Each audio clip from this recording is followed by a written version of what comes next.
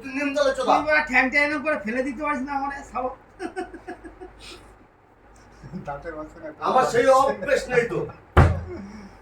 আমার বউ পারে এরকম দুজনে এই তাহলে আজকে এরকম কথা হলো রোজই তো ঘুমাচ্ছি। এই রোজই তো ঘুমাচ্ছি এখানে। তুই চুপ করবা না তোর মাসির ছেলে রয়েছে বলে তুই বড় বড় ভালো হয়ে গেছিস।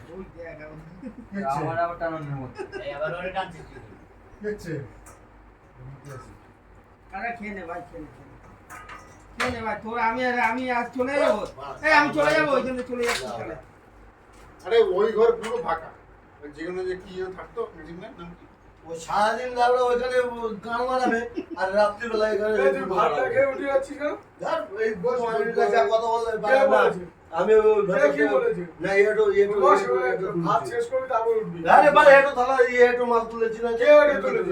তুই তুলবি না তুই একটু বল।